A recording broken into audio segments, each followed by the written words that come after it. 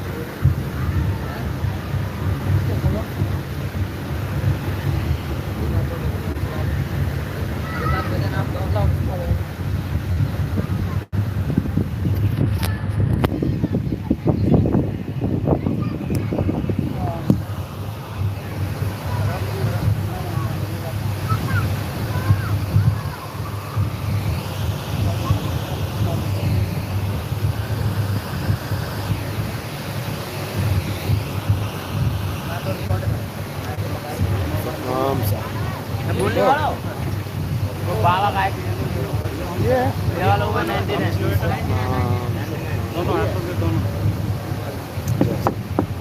ये बात 5 तक आ रहे हैं नितिन दास साहिब जी पधार चुके हैं पंडाल में।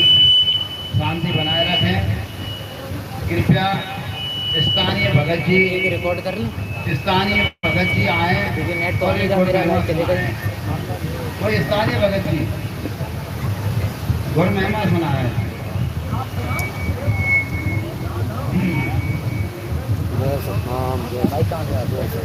स्थानीय भगत जी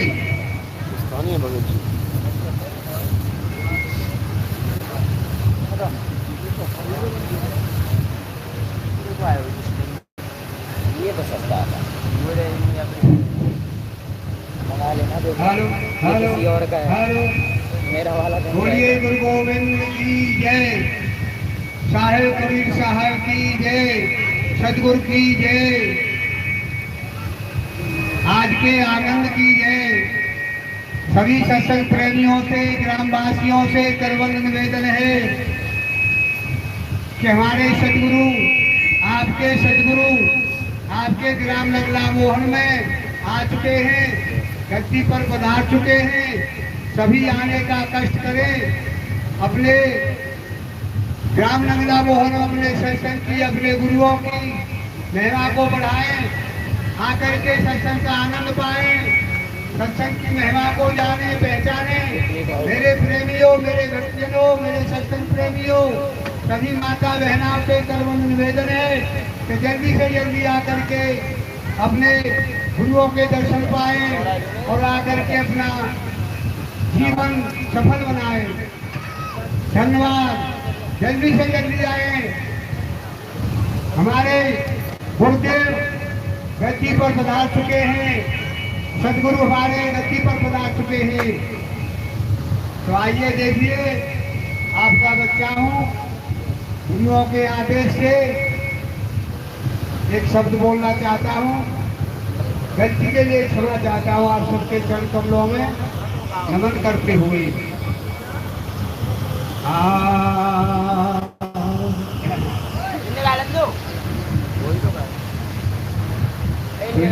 गुरु आए पावने मोह खुशी अनंत, तन मन धन अर्पण करूं गुरुदेव भगवंत। दया करी मोह पे अति सो दर्शन दीने आए। श्याम वीर को गुरु अपने चरण लजियो नित जाय। तो तुम्हें क्या चाहिए भाई? तो गुरु गोविंद दोनों खड़े तुमको गाली नहीं देता ये माइक उठा दे। तो गुरु गोविंद दोनों खड़े और काके लागू पाए। बलिहारी गुरु आपकी तो तुमने गोविंद दिए मिला।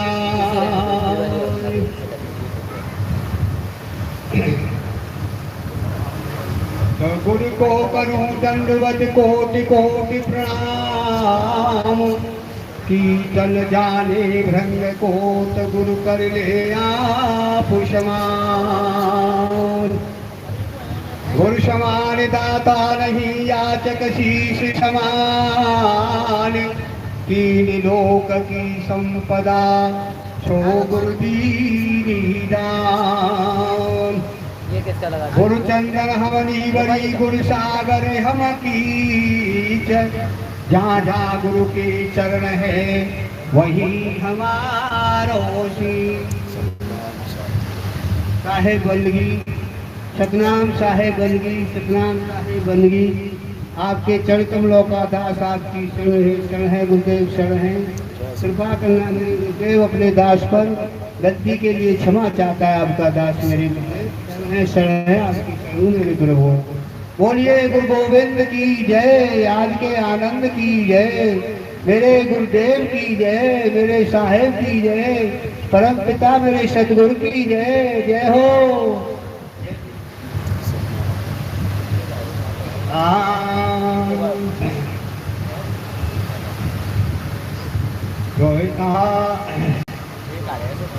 हाँ गुरुदेव तुम्हारे चरणों में मैं शीश झुकाने आया हूँ। सत्य गुरु आपके चरणों में मैं शीश झुकाने आया हूँ।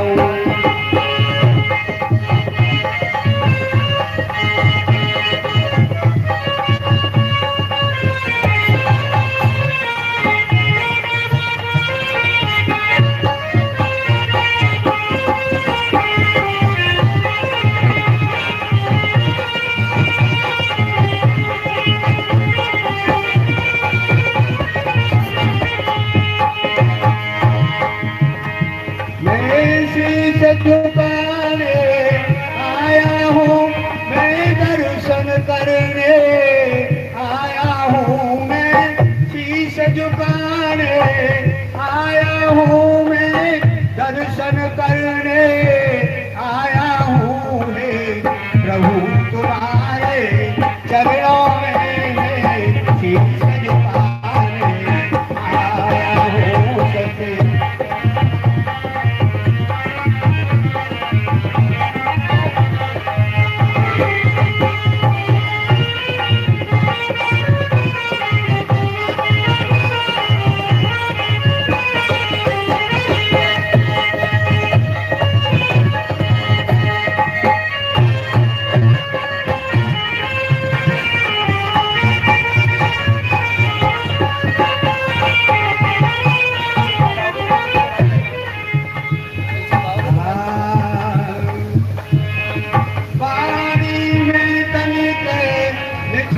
नहीं पर बिने सुनाने आया हूँ वाणी में।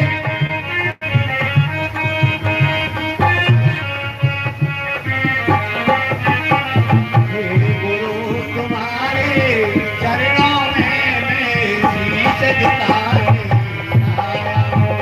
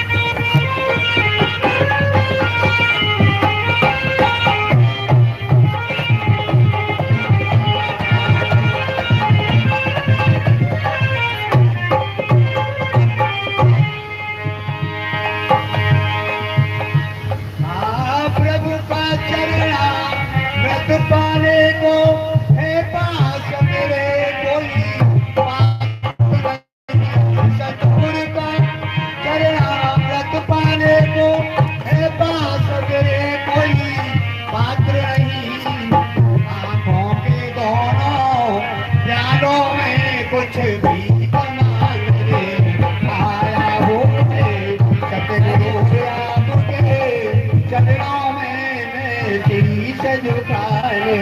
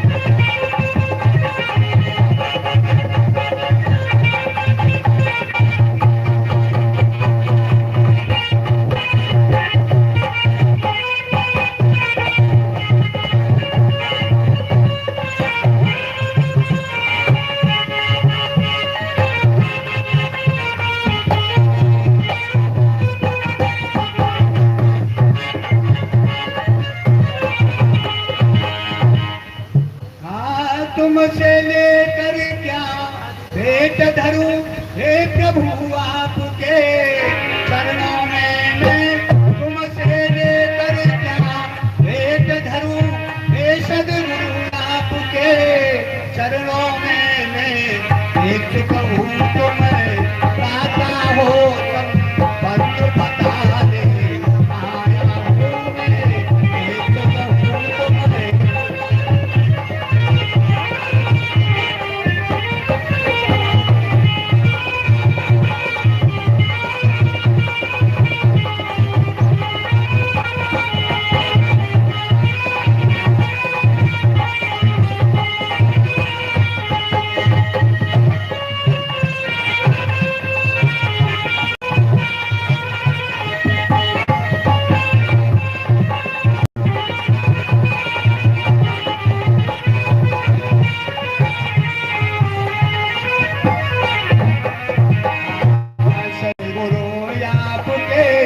चरणों में मैं शीश झुकाने आया हूँ।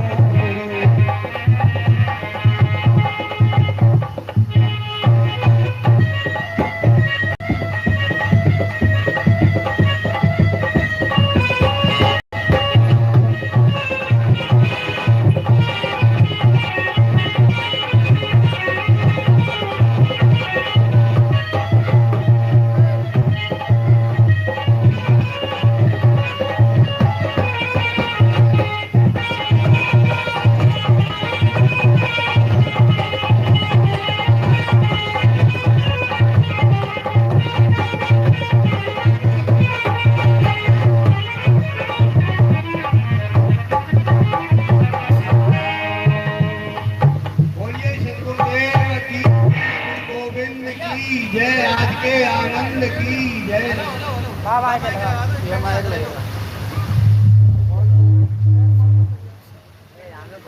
अरे छोटा है ना ये, यहाँ पे ये ना कहाँ लगेगा ये लगेगा। अरे अच्छा हाथ में दो ना, हाथ में दो बड़ा है क्या वो है क्या? चलो साहिब बंदगी की सतनाम आवाज तेज करो। साहिब बंदगी सतनाम सतनाम, साहिब बंदगी सतनाम।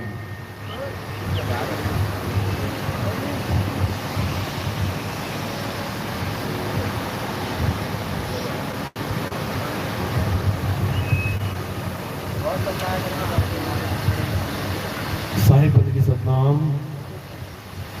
तो आज परमपिता परमात्मा की अपार कृपा से मथुरा में ये मूल ज्ञान का प्रचार प्रसार होने जा रहा है। बहुत बड़े भाग होते हैं उन जीवों के जो अपने पूरे जीवन काल में एक बार भी इस मूल ज्ञान को सुन पाते हैं, और उससे भी बड़े भाग होते हैं उन जीवों के जो इस ज्ञान को थोड़ा सा भी समझ पाते हैं। क्योंकि सुनना आसान है, घंटा 2 घंटा बैठ के सुन के चले गए, लेकिन इस ज्ञान को समझना बहुत मुश्किल है। ये एक आम जीव के समझ में आ ही नहीं सकता।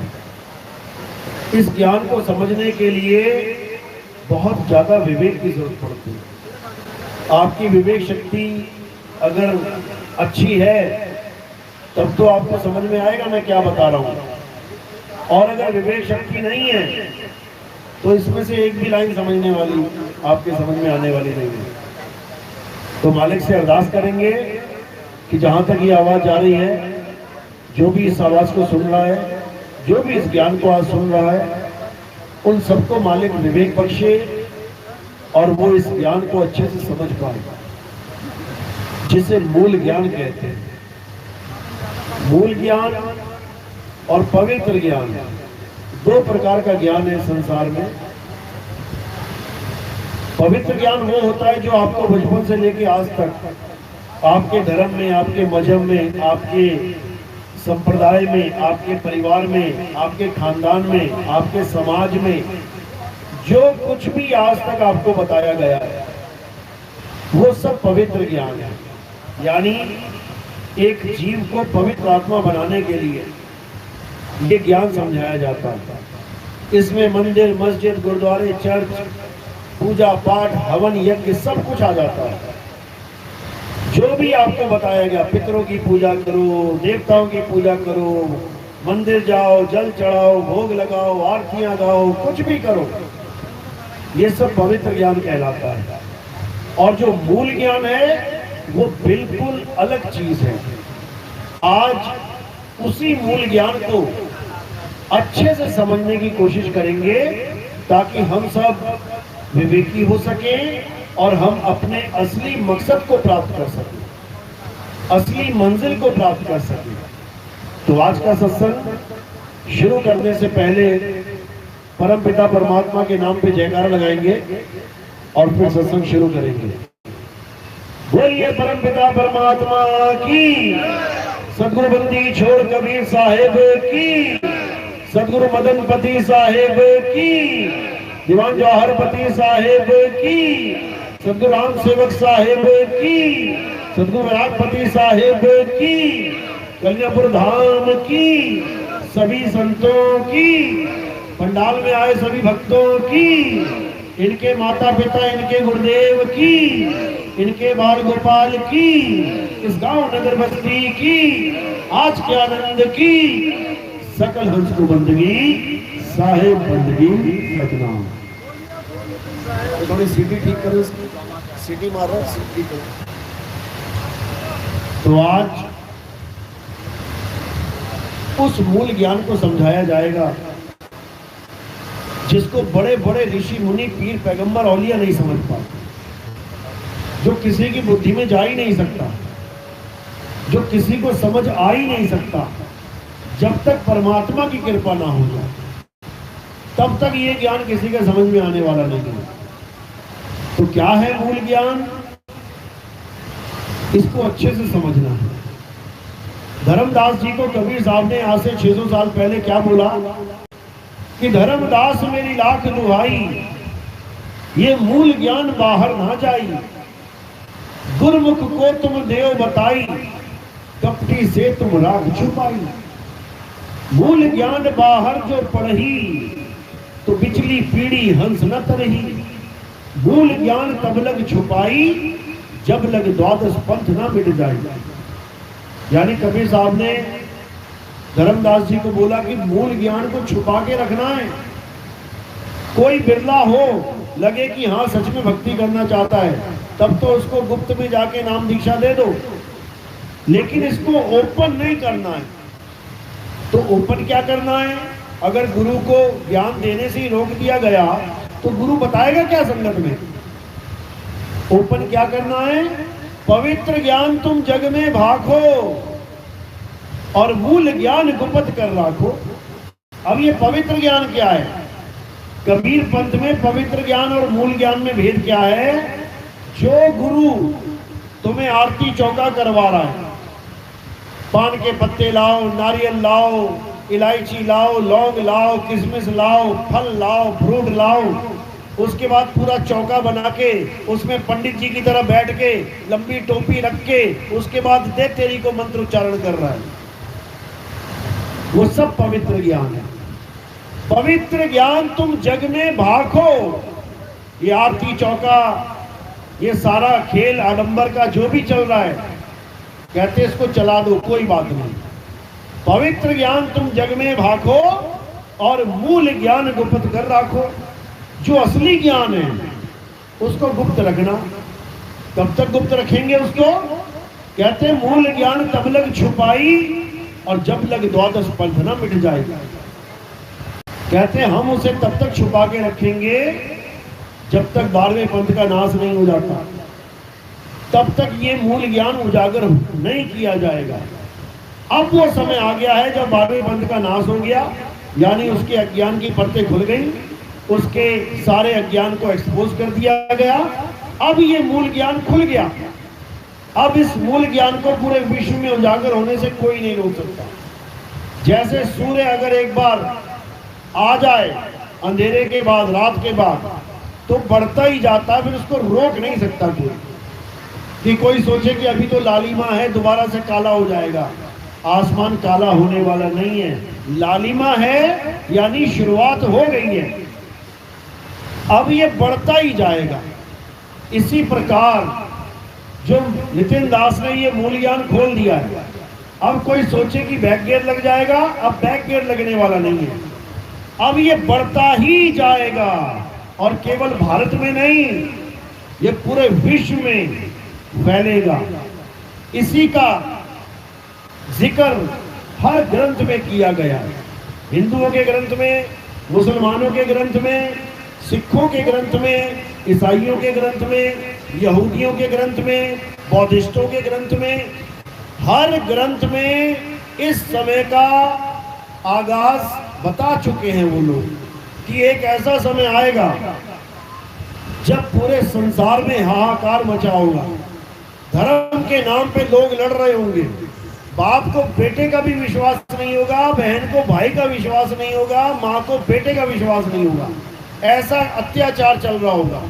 मियाँ को बीवी, बीवी को मियाँ का विश्वास नहीं होगा। देख लो ड्रमों में भर भर के कैसे पैक हो रहे हैं आजकल, कोई फ्रिजों में पैक कर दिया गया।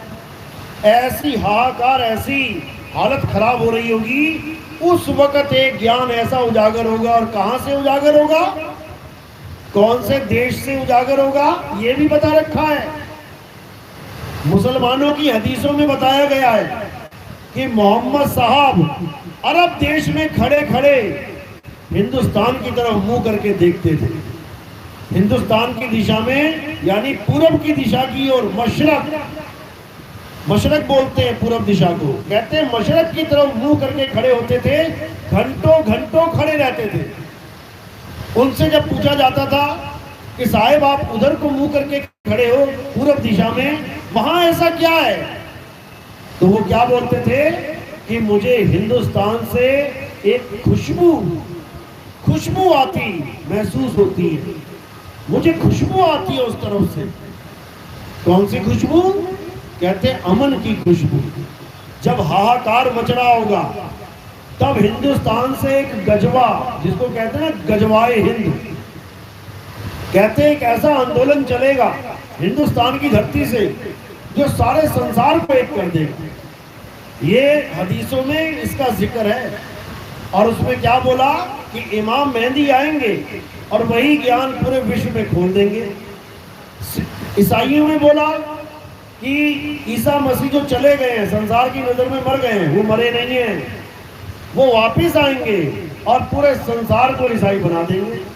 ईसाई मतलब वो क्रॉस मानने वाले नहीं, ईसाई मतलब ईसा की बातों पे अमल करने वाले, जो ईसा मसीह के गुप्त ज्ञान को भूल के आज मूर्ति पूजा में फंसे पड़े हैं, आज लोगों को हाथ लगा के करंट लगवा देते हैं, ऐसे पाखंडवाद में फंस गए हैं। ये सब सही हो जाएंगे कब? जब ईसा मसीह का ज्ञान दोबारा आ जाएगा।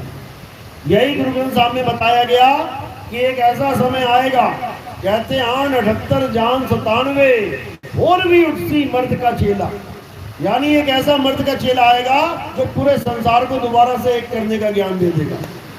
यही बौद्धिस्टों में बताया गया कि महात्मा बुद्ध तो आके चले गए, लेकिन एक बुद्ध और आएगा। उसका क्या नाम होगा? उसका मैत्रेय बुद्ध नाम होगा। क्यों रखा उसका नाम मैत्रेय बुद्ध? क्योंकि वो झगड़ा करते हुए लोगों में दोस्ती करवा देगा। मैत्रेय का मतलब क्या होता है? मित्रता। यही यहूदियों में बोला गया कि एक इलियास नाम का जो नबी है वो अभी मरा नहीं है, लोग समझते हैं मर गया, वो दोबारा आएगा और यहोवा का असली ज्ञान पकड़ा देगा। यहोवा जपवाएगा नहीं, यहोवा का भेद समझा देगा। यहोवा क्या होता है? यहोवा ही तत्व ज्ञान है। यहोवा का मतलब होता है मैं वो हूं जो मैं हूं, मैं वो नहीं जो तू मान बैठा। यानी यहोवा वो नहीं है कि कोई भी कुछ भी मान के बैठ गया कि यहोवा ईसा मसीह है, यहोवा कुछ और है, यहोवा ऐसा है वैसा है। बिल्कुल नहीं। यहोवा का मतलब है तत्व ज्ञान। जैसे सोना कहे कि मैं वो हूं जो मैं हूं, तो तुम्हें किसको जानना पड़ेगा? सोने को ही जानना पड़ेगा। मैं पीतल नहीं हूं, मैं कांसा नहीं हूं, मैं लोहा नहीं हूं कि तूने कुछ भी मान लिया। मैं वो हूं जो मैं हूं, और ये केवल एक तत्वज्ञानी ही बता सकता है। हिंदुओं में इसी को कल्कि अवतार का नाम दिया। क्यों दिया कल्कि अवतार का नाम? क्योंकि कल्कि का मतलब होता है कलंक से रहित। यानी एक ऐसा ज्ञान आएगा इस संसार में जो कलंक से रहित होगा। कलंक से रहित मतलब जो आत्मा का ज्ञान होगा। शरीरों पे तो कलंक लग जाते हैं, शरीर कटते मरते जल जाते हैं, लेकिन आत्मा जलती कटती मरती नहीं है। आत्मा निकलंक है। तो उसी आत्मा का भेद समझाते हुए सब संतों ने एक ही बात करी कि इस कलयुग में सतयुग आएगा, और वो समय अब आ चुका है। अब उसी समय का इंतजार था सबको। बाबा जय गुरुदेव ने अपनी वाणियों में 1980 में बोला, क्या बोला? कहते अभी तो मेरे दिए हुए नाम से तुम पार हो रहे हो, लेकिन भविष्य में जो महात्मा आएगा जिसको ऊपर से आवाज आएगी, जब वो उस आवाज को बताएंगे, उसके बाद कोई भी जय गुरुदेव नाम से पार नहीं होगा। पूरे पंथ को खत्म कर दिया था बाबा जय गुरुदेव ने।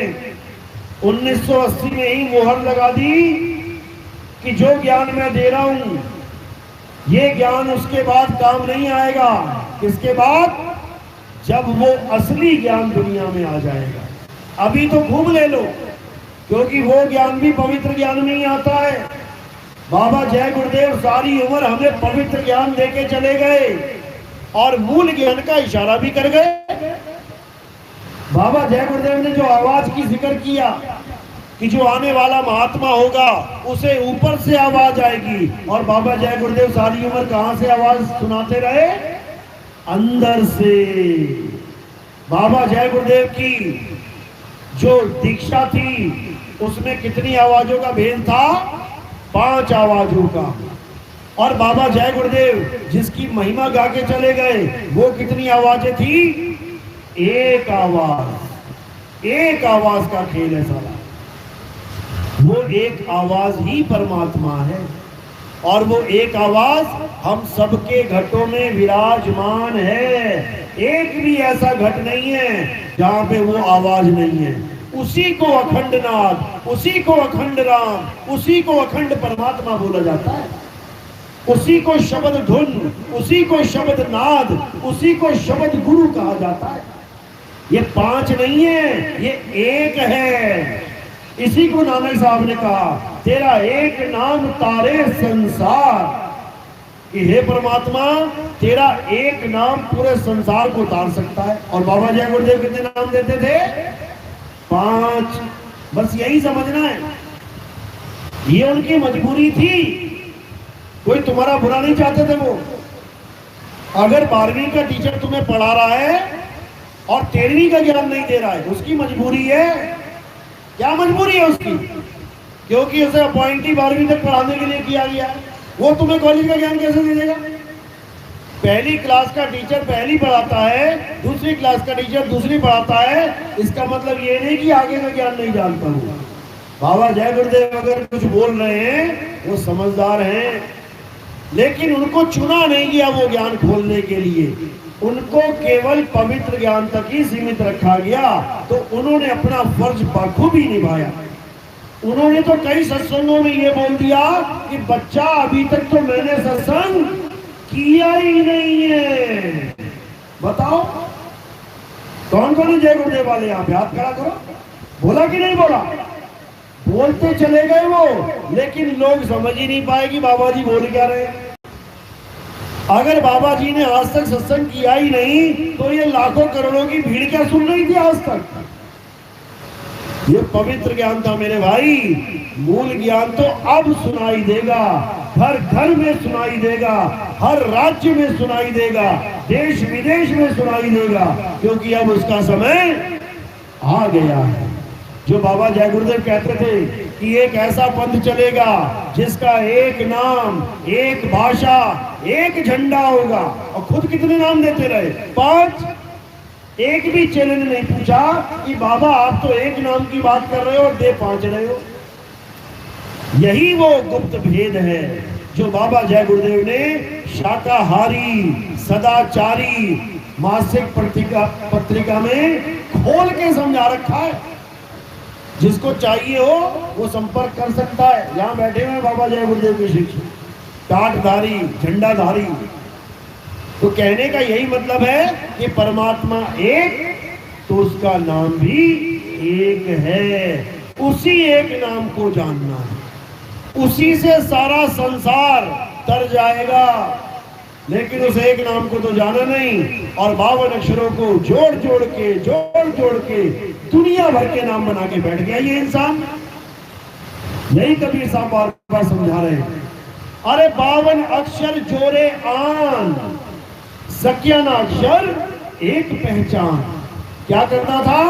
एक अक्षर को पहचानना था। अक्षर यानी अविनाशी। उस एक अविनाशी को जानना था, लेकिन उसे तो जान नहीं पाए। क्या पकड़ के बैठ गए? ये 52 अक्षर। हिंदुओं ने रा और मां पकड़ लिया, मुसलमानों ने आ ला हा पकड़ लिया, सिखों ने वाह हे गु रू पकड़ लिया, ईसाइयों ने हा ले लू ही या पकड़ लिया।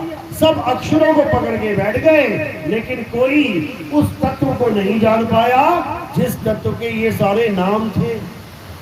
राम कितना सुंदर नाम है, लेकिन जपने के लिए नहीं, पाने के लिए।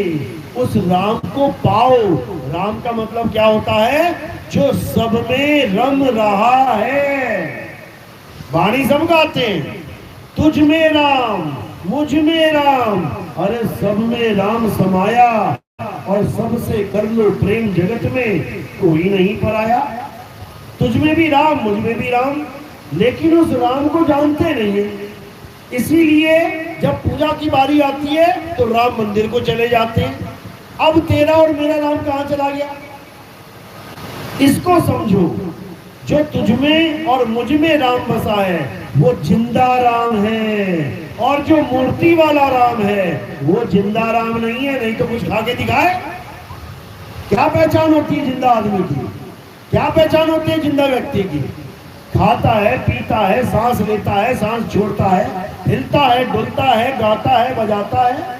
लेकिन एक मूर्ति न खावे, न पीवे, न डोले, न बोले, और जिंदा दे एक मुर्दे को भगवान मान लिया। बस यही दिक्कत है। मूर्ति बनाना कोई बुरी बात नहीं है, मूर्ति खरीदना और बेचना भी कोई बुरी बात नहीं है। क्यों? क्योंकि जो बेचारा मूर्ति बनाता है उसके पास और कोई काम ही नहीं है, वो तो भूखा मर जाएगा। अगर मूर्ति खरीदनी बंद हो जाए तो कितने लोगों का व्यवसाय खत्म हो जाएगा। मूर्ति खरीदना और बेचना बुरा नहीं है, मूर्ति पूजना बुरा है। और कब? जब आत्मज्ञानी गुरु मिल जाए उसके बाद। अगर गुरु नहीं मिला उससे पहले बुरा नहीं है पूजना। खूब पूजो, दिन रात पूजो। अरे मीराबाई लेके घूमती रही मूर्ति हाथों में, गली गली भजन गाती रही, कृष्ण जी की मूर्ति हाथ में ले रखी है, क्या बुरा है? बुरा नहीं है, अधूरा है। अधूरा कैसे है? क्योंकि जिस कृष्ण जी की मूर्ति आप पूज रहे हो, जिस कृष्ण जी की पूजा आप कर रहे हो, अरे वो कृष्ण जी ज्ञान क्या समझा रहे हैं वो समझो। पढ़ो गीता क्या लिखा है, अध्याय 2 क्या लिखा उसमें? हे अर्जुन, तू और मैं ये नाशवान शरीर नहीं है, हम ये शरीर और ये इंद्रियां और ये अंग नहीं है। ये शरीर तो कपड़े हैं, हमने और तुमने ये शरीर रूपी कपड़े धारण कर रखे हैं। हम और तुम कपड़े नहीं है, कपड़े पहने हुए हैं किसने? आत्मा ने। हे अर्जुन, तू और मैं आत्मा है, हम शरीर नहीं है।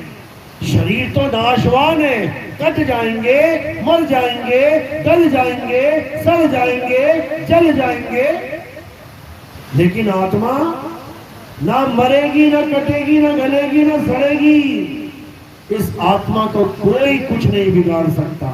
ये आत्मा अजन्मा है, नित्य है, शाश्वत है, पुरातन है। ये आत्मा ही सत्य सनातन है। तो कृष्ण जी समझा रहे हैं आत्मा का ज्ञान, और हम पूज रहे हैं कृष्ण जी की पत्थर की मूर्त। तो कैसे मैचिंग होगा भाई ज्ञान? कृष्ण जी ने एक बार भी नहीं कहा कि मेरी मूर्ति की पूजा करो। एक बार भी कहीं लिखा हो दिखा दो गीता में। कोई आदेश नहीं है ऐसा कि मेरी मूर्तियां बनाओ और वृंदावन में मेरी मूर्तियों के आगे माथा टेकते सारा जन्म बर्बाद कर लो। ऐसा बिल्कुल नहीं बोला। क्या बोला उन्होंने? अध्याय 3 17वां श्लोक क्या कहते हैं? हे अर्जुन, जो अपनी आत्मा में रमण करते हैं, जो अपनी आत्मा में तृप्त हैं, जो अपनी आत्मा में संतुष्ट हैं, उनके लिए कोई धार्मिक कर्म कर्तव्य लागू ही नहीं होता। यानी जितने भी ये पूजा पाठ की विधियां बनाई गई हैं, तुम्हें बचपन से लेके आज तक समझाई जा रही हैं, अगर तुम आत्मा के ज्ञान में आ जाओ तो तुम पर ये लागू ही नहीं होता। यानी करोगे लेकिन एक समय सीमा तक, उसके बाद ये कानून तुम पे लागू ही नहीं होता कि तुम मंदिर जाओ, मस्जिद जाओ, गुरुद्वारे जाओ, चर्च जाओ, फिर कहीं जाने की जरूरत नहीं है। फिर कहां जाना है? हे अर्जुन, अपनी आत्मा में रमण कर, तब बनेगी बात। लेकिन आत्मा में रमण कैसे करें? रेत में रमण कर सकते हैं। रमण रेती करके एक मंदिर है यहाँ पे, वहां क्या किया जाता है? वहां जाओ, रेत पड़ा हुआ, उसमें खूब रमण करो, खूब रमो, उसमें गोल गोल घूम घूम के खूब मिट्टी उड़ाओ। ये नहीं बोला कृष्ण जी ने रेत में रमण करने के लिए। कृष्ण जी ने कहा आत्मा में रमण कर, आत्मा में। अब आत्मा में कैसे रमण करेंगे भाई? इसके बारे में क्या बताया? इसके बारे में अध्याय 4 34वां श्लोक क्या बताया? हे अर्जुन, अगर तुम सत्य को जानना चाहते हो, अगर तुम आत्मा को समझना चाहते हो, तो क्या करो? ऐसे तत्वदर्शी संत की शरण में जाओ जो तुम्हें दोनों प्रकार के तत्वों का ज्ञान करवाते हैं। कौन कौन से तत्व हैं? एक असत्य तत्व और एक सत्य तत्व। अध्याय 2 16वां श्लोक यही समझा रहे हैं। हे अर्जुन, दो प्रकार के तत्व हैं, एक असत्य और एक सत्य। असत्य क्या है? जो बनता और बिगड़ जाता है, जो पल पल बदल जाता है, जो सदा एक सा नहीं रहता उसे असत्य कहते हैं। तो क्या है असत्य? ये सारा संसार ही असत्य है। ये पल पल बदलता है, ये कभी एक सा नहीं रहता। अभी सुबह है, थोड़ी देर में दोपहर हो जाएगी। अभी दोपहर है, थोड़ी देर में शाम हो जाएगी।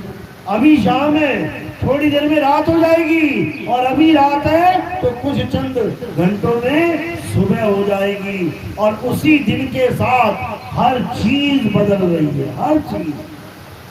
तुम्हारी शक्ल तक बदल रही है रोज। तुम कहोगे ना, रोज तो नहीं बदलती, रोज देखता हूं मैं शीशा। सारी उम्र बीत गई शीशा देखते देखते, शीशे में तुम पकड़ ही नहीं पाए कि तुम रोज बदल रहे हो। नहीं तो देखो एक बार 1 साल की फोटो और 20 साल की फोटो लगाओ, जरा मैच कराओ। रोज बदल रहे थे, रोज शीशा देख रहे थे, फिर भी नहीं समझ पाए कि कैसे चेहरा बदलता बदलता बदलता आज इस अवस्था में आ गया। यही माया का खेल है मेरे भाई, यही माया का खेल है। तो क्या करना है? अब उस सत्य को जानना है जो कभी नहीं बदलता, जो जन्म और मरण से रहित है। और उसका क्या नाम है? हे अर्जुन, आत्मा ही वो सत्य है जो सारे संसार का एक है। बस एक है वो, उसी को समझना है। तो क्या करना है? तत्वदर्शी संत की शरण में जाके दंडवत प्रणाम करके, मन से छल और कपट दूर करके उससे ज्ञान की प्राप्ति करो। वो तुम्हें समझा सकता है कि तुम्हारा यथार्थ स्वरूप क्या है, क्योंकि वो आत्मा के भेद को जान चुका है। वही तुम्हें तुम्हारी आत्मा का ज्ञान करवा सकता है। तो तत्वदर्शी संत की शरण में जाने को बोला है। तत्वदर्शी मतलब तत्वों का दर्शन करवाने वाला।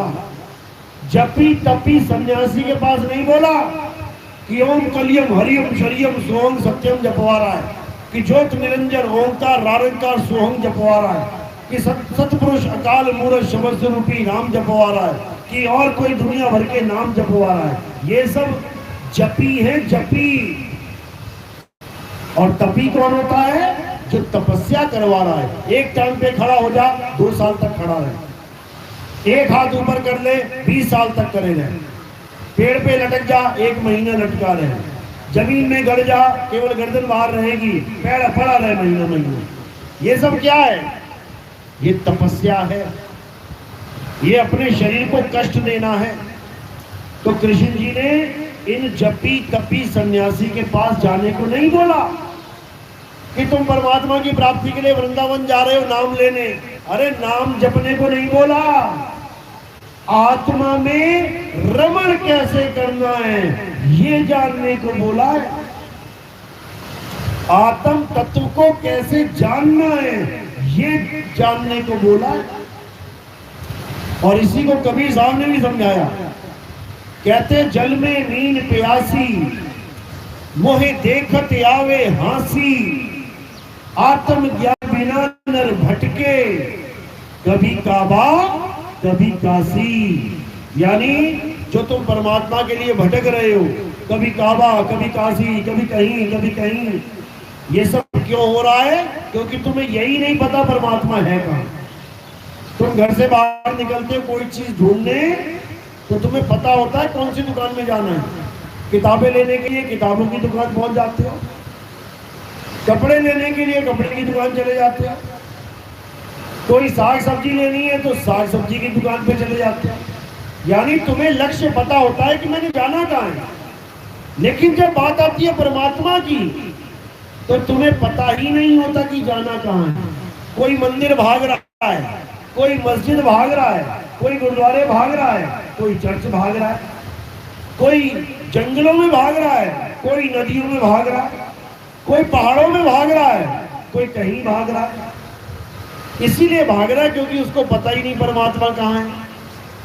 और परमात्मा है कहाँ, जिस दिन ये पता लग जाए सारी दौड़ भागी खत्म हो जाए। तो कहाँ है परमात्मा?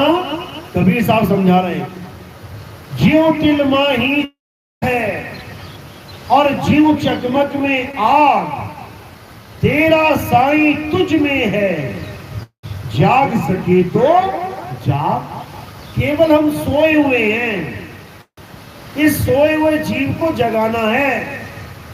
जैसे सपने में हम सोए हुए होते हैं और सपने में हमें कोई डराए तो हम डर रहे होते हैं सपने में, तो उससे बचने का क्या रास्ता है? कोई हमें जगा दे, भले ही सपने में शेर हो, भले ही सपने में चीता हो, भले ही सपने में भूत प्रेत आ जाए, अगर किसी ने जगा दिया तो सारी दुविधा खत्म हो जाती है। इसी प्रकार परमात्मा को ढूंढने के लिए हम जो दर दर भटक रहे हैं, अगर हमें कोई जगा दे कि परमात्मा कहाँ है ये बता दे, तो हमारी सारी जन्म की दौड़ी खत्म हो जाती है। तो इसीलिए कबीर साहब ने क्या समझाया? कहते कस्तूरी कुंडल बसे और मृग ढूंढे वन माही, ऐसे रमता राम है ये दुनिया जाने नहीं। रमता राम यानी जो हम सब में रमा हुआ है, और उस रमता राम का नाम क्या है? आत्म राम। जीव राम नहीं, आत्म राम, जिसके लिए बोला गया श्री गुरु ग्रंथ साहब में, आत्म राम पूजिए, अरे आत्म देव पूजिए, गुरु के सहज सुभाए, आत्मे नो आत्मे दी प्रतीत ते कर ही परचा पाए।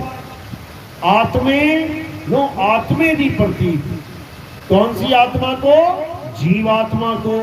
और कौन सी आत्मा की प्रतीत? परम आत्मा की प्रतीक। यानी ये जीवात्मा परमात्मा की शरण में आ जाए तो इसका काम बन जाए। लेकिन ये परमात्मा नहीं ढूंढ रहा, ये पत्थरों में, नदियों में, नालों में, जंगल में, मरुस्थल में कहीं कहीं जाके भटक रहा है। ये परमात्मा को नहीं प्राप्त करने की कोशिश कर रहा है, ये जड़ वस्तुओं में उलझ गया, ये जड़ पूजा में उलझा पड़ा।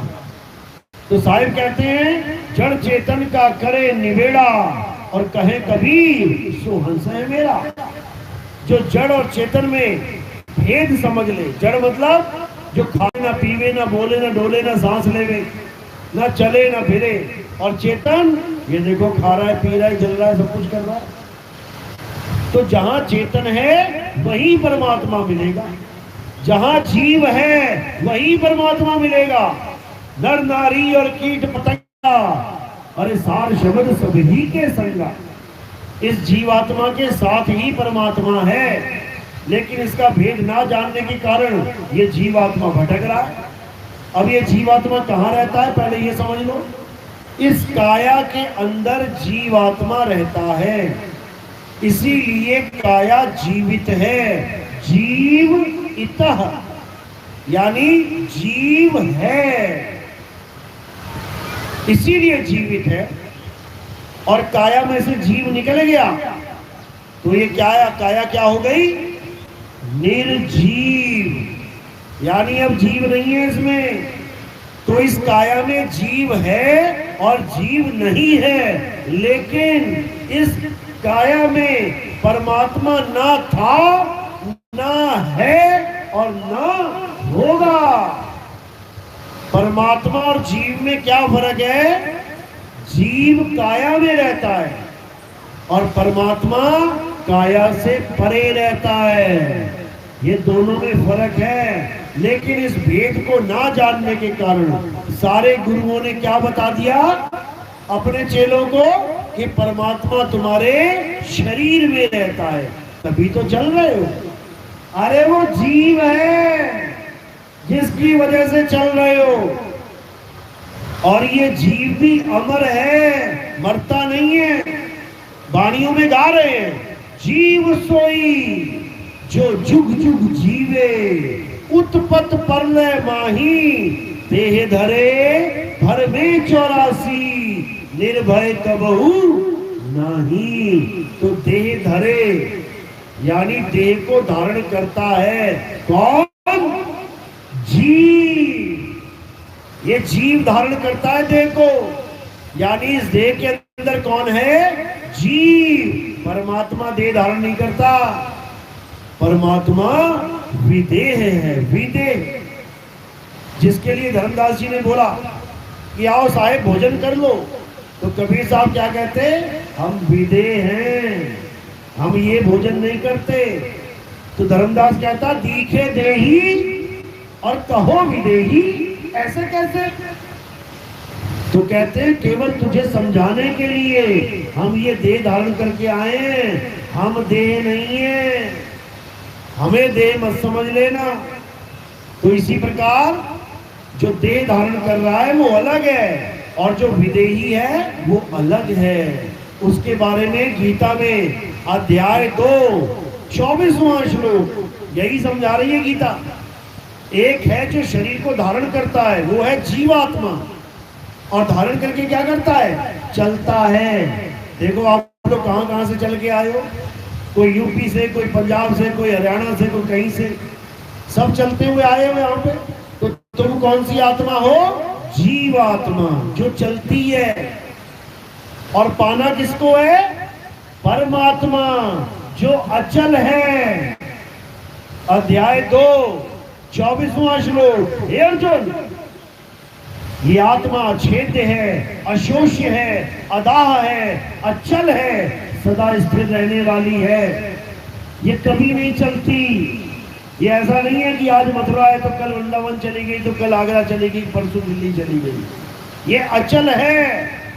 जैसे नदियां चलती हैं लेकिन समुंदर अचल है। जब तक नदी धरती पे रहेगी, जैसे गंगा नदी उत्तराखंड से चालू हुई, आके यूपी में आ गई, बिहार में आ गई, वेस्ट बंगाल में आ गई, तो ये चल रही है। जब तक ये चलती रहेगी तब तक ये अचल नहीं हो सकती। इस पे कहीं भी बांध लगा लो, उत्तराखंड में लगा लो, यूपी में लगा लो, बिहार में लगा लो, वेस्ट बंगाल में लगा लो, लेकिन अगर एक बार ये अचल समुद्र में गिर जाए तो ये भी अचल हो जाती है। फिर इसके ऊपर बांध नहीं लगा सकता कोई, समझो। तो जब तक चल रहे हैं तब तक जीवात्मा है, और जब अचल हो गए तो परमात्मा हो गए। इसी को वाणी में बोला गया।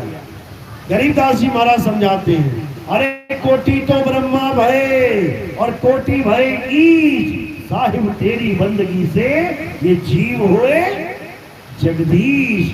यानी जो चलने वाला जीव है वो अचल होके जगदीश ही हो जाएगा, वो जीव नहीं रह सकता। तो यही सतगुरु के लक्षण हैं कि वो जीव को अचल कर देते हैं। कहते कीट न जाने भृंग को, गुरु कर ले आप समान। यानी अचल चलने वाले को भी अचल कर देगा। इसीलिए गरीबदास जी ने बोला सतगुरु के लक्षण कहूं। गुरु तो बहुत बने बैठे हैं, पूरे संसार में गुरु ही गुरु है। कहते जो मिला सो गुरु मिला, चेला मिला ना कोई। जो भी मिल रहा है गुरु जी ना हुआ, सारे गुरु जी, चेला कौन है यहाँ पे? तो कह रहे हैं इन गुरुओं के बीच में तुम्हें सतगुरु के लक्षण बता देता हूं मैं। गरीबदास जी की वाणी है, सतगुरु के लक्षण कहूं अचल विहंगम चाल, हम अमरापुर ले गए ज्ञान शब्द सिरघाल। कितना क्लियर बता दिया। कहते हैं सतगुरु के लक्षण कहूं, तुम्हें सतगुरु और गुरु में भेद बता देता हूं मैं। जो आम गुरु है, जिसको गुरुआ भी बोल देते हैं, वो तुम्हें ऐसी जगह लेके जाएगा जहां पे तुम आहार और विहार करोगे। यानी तुम खाना भी खाओगे खूब दबा के, और तुम घूमोगे फिरोगे भी। ये अधूरे गुरु के लक्षण हैं। यानी वो तुम्हें ऐसे लोकों में लेके जाना चाहता है जहां तुम काजू किशमिश बादाम अखरोट खाओगे खूब, वहां तुम सेब संतरे खूब चबा चबा के खाओगे और घूमोगे फिरोगे। कभी अलग लोक में चले गए, मन किया सतलोक में आ गए, मन किया अनामी लोक में चले गए, तो ये चलना फिरना बंद नहीं होगा। लेकिन गरीबदास जी समझा रहे हैं सतगुरु के लक्षण कहूं अचल, यानी जो तुम्हें अचल कर दे। अचल विहंगम चाल, जो तुम्हें इन अलग अलग लोकों में लेके ना जाए।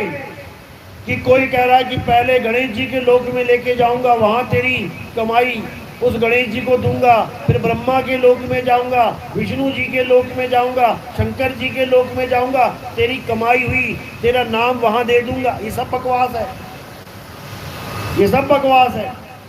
विहंगम चाल को समझो क्या होता है। विहंगम चाल होता है जैसे एक पक्षी जमीन से उड़ा और सीधे आसमान में चला गया, एक बार भी ना रुका वो। जैसे यहां से तीर निकला और सीधे जाने पे लग गया, एक बार भी ना रुका वो रास्ते में।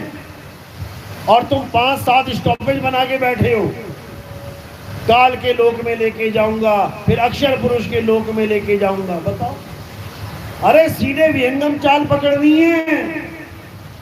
सतगुरु के लक्षण कहूं अचल विहंगम चाल, यानी ऐसी विहंगम चाल देंगे कि जाके अचल हो जाएगा। जब हम तीर यहां से मारते हैं तो तीर क्या करता है?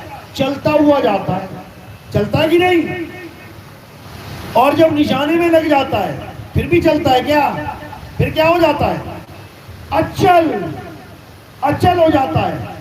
एक लोहे का कंचा है, वो घूमता रहेगा, लेकिन अगर बीच में चुंबक लगा दी जाए तो घूमता घूमता चलता चलता चुंबक में चिपक के अचल हो जाता है। तो गुरु वो होता है जो तुम्हें अचल कर दे, गुरु वो होता है जो तुम्हें विहंगम चाल पकड़ा दे।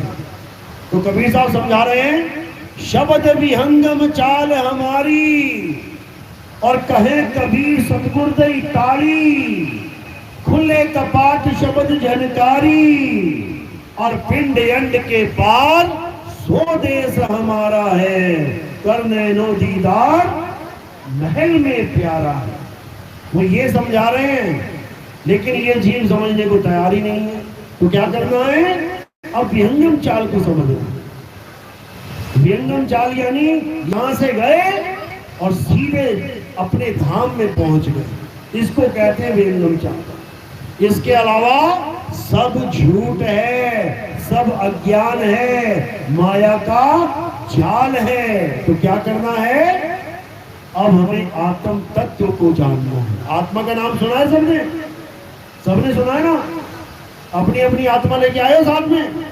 किसी की घर में रह गई हो जल्दबाजी में, देख लो जेब में चेक कर लो है कि नहीं। सब आत्मा लेके आए हो यहाँ पे, बिना आत्मा के तुम यहाँ आ भी नहीं सकते।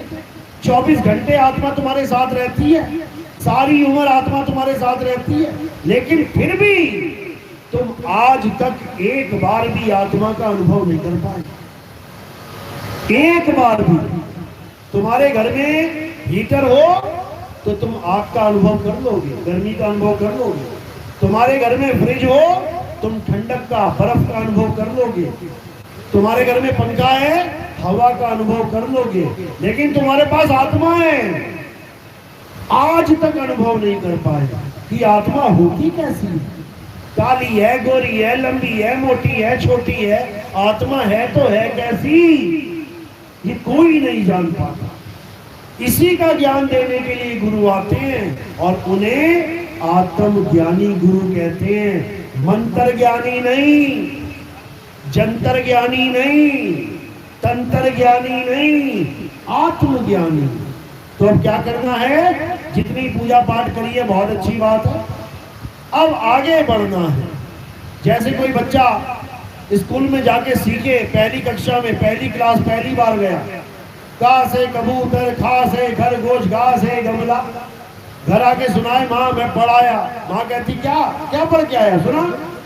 कहता है का से कबूतर, खा से खरगोश, गा से गमला। बहुत अच्छी बात है, माँ भी खुश होती है, लेकिन क्या उतनी पढ़ाई से नौकरी मिल जाएगी? और तुम कहो मैं तो पढ़ के आ गया, का से कबूतर, खा से खरगोश, अब मैं नौकरी करने चला जाऊं। तो नौकरी जब करने जाओगे तो पूछा जाएगा सवाल क्या पढ़ के आए हो बताओ।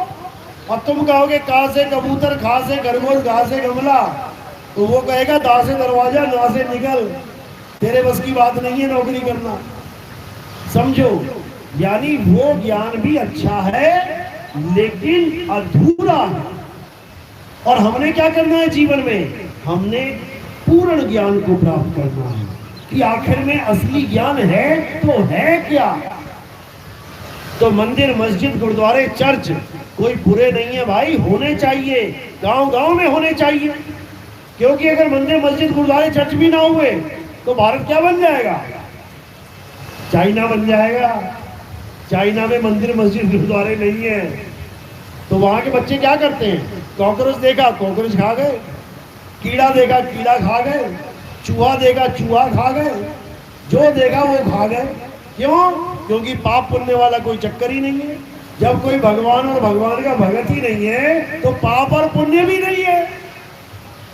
तो ऐसा देश हमारा बन जाए, उससे लाख गुना अच्छा है कि राम नाम कर ले भाई, राधे राधे कर ले भाई, अल्लाह अल्लाह कर ले भाई।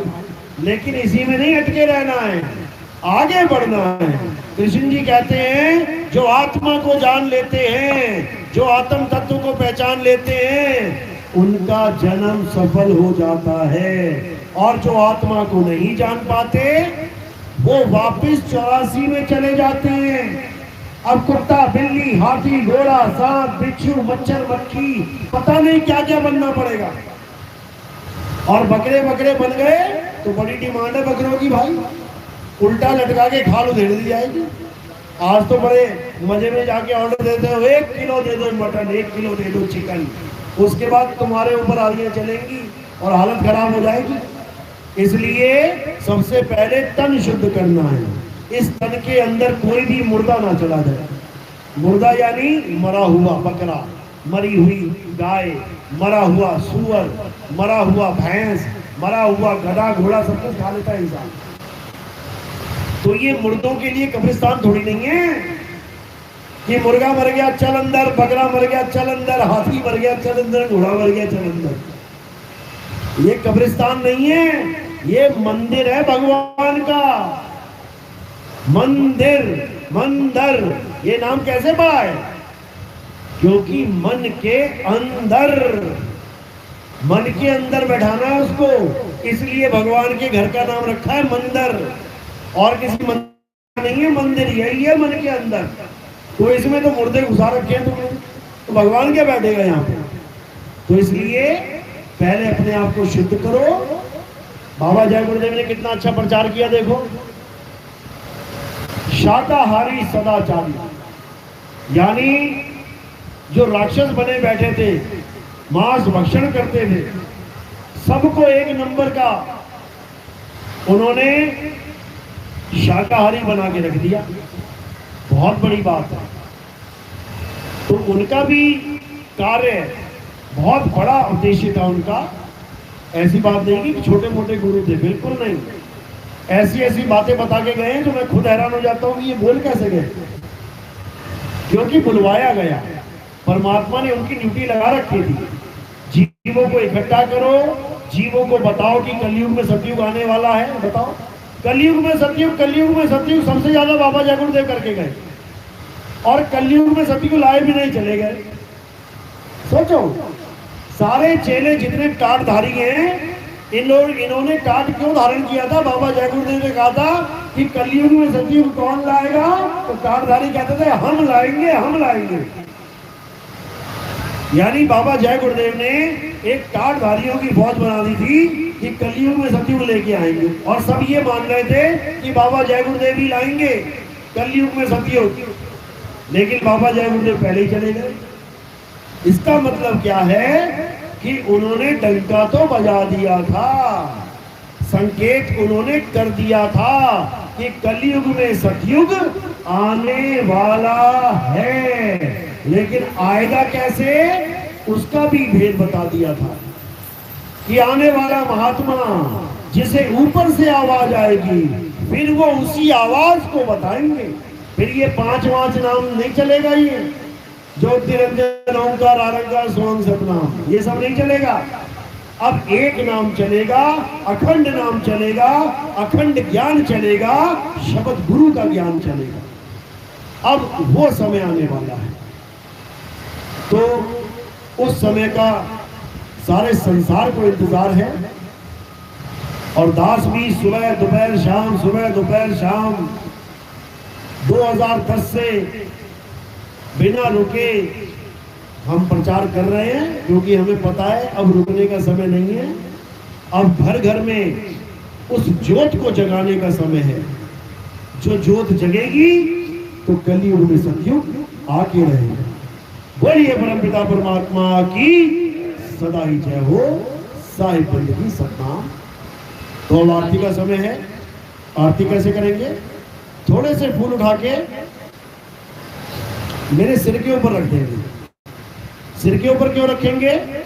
क्योंकि पैर के अंगूठे से लेके सिर की चोटी तक ये सब नाशवान देह है। हमने आरती किसकी गानी है?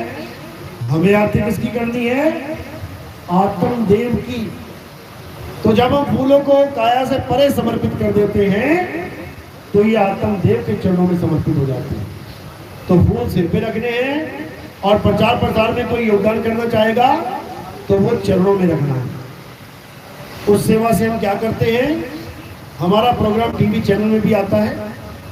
सुबह सुबह आप 6:30-7 बजे बैठ जाओगे टीवी खोल के। साधना टीवी और ईश्वर टीवी, इन दोनों में कलयुग में सतयुग का प्रचार आपको दिखाई देने लग जाएगा। बहुत सारे बाबा मिलेंगे रास्ते में। कोई 1 घंटा, कोई 2 घंटा, कोई 3 घंटा बता के जाएगा परमात्मा को पाना है तो नाम जपो, परमात्मा को पाना है तो नाम जपो। इतना बोल के जाएगा, इतने में मैं आ जाऊंगा और क्या बोलूंगा? परमात्मा को पाना है तो नाम छोड़ो और आत्मा से सूरत को जोड़ो, तब मिलेगा परमात्मा, अन्यथा नहीं मिलेगा। बोलिए परमपिता परमात्मा की सदा ही जय।